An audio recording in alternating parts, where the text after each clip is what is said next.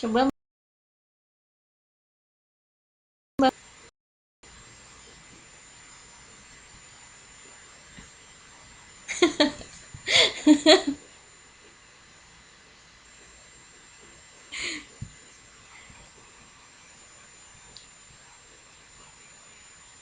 Oke, saya lanjutkan.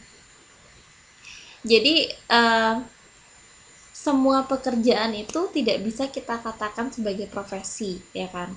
Nah, tentunya ada ciri-ciri yang mengkategorikan itu sebagai profesi. Nah, di sini ciri-cirinya itu ada 3. Yang pertama yaitu body of knowledge.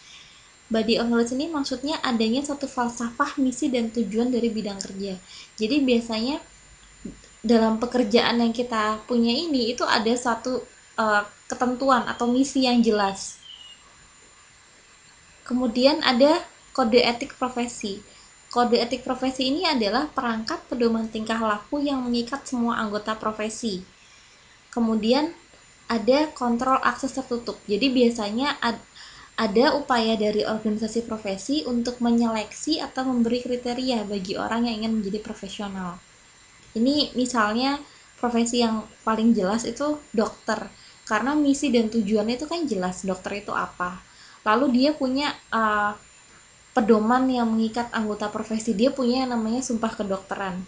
Lalu untuk misalnya menjadi seorang dokter yang misalnya dokter profesional, misalnya dokter yang dokter paru-paru. Nah, untuk menjadi dokter fokus pada paru-paru itu kan dia punya harus lulus dalam serangkaian tes ataupun seleksi. Nah, itu contoh yang paling mudah dari profesi itu apa?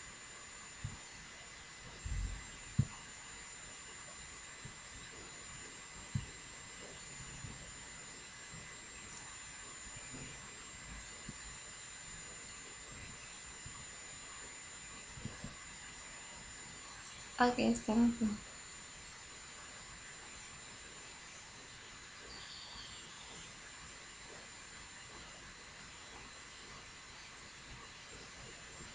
lalu apakah kita bisa menyebut humas sebagai profesi?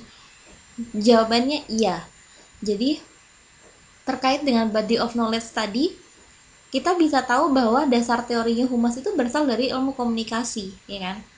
Lalu ada kode etiknya. Nah, kode etik ini bermunculan dengan banyaknya organisasi profesi kehumasan. Jadi, organisasi profesi kehumasan ini mereka biasanya akan membentuk atau menyusun kode etik yang berkaitan dengan profesi tersebut, dalam hal ini yaitu humas. Lalu kontrol akses tertutup misalnya. Jadi perhumas itu adalah persatuan organisasi hubungan masyarakat di Indonesia, dan mereka memiliki prosedur untuk merekrut anggotanya. Jadi biasanya untuk menjadi anggota dari perhumas, misalnya Mbak harus menjadi Mbak adalah seorang humas yang bekerja di suatu institusi dengan pengalaman kerja misalnya minimal 2 tahun.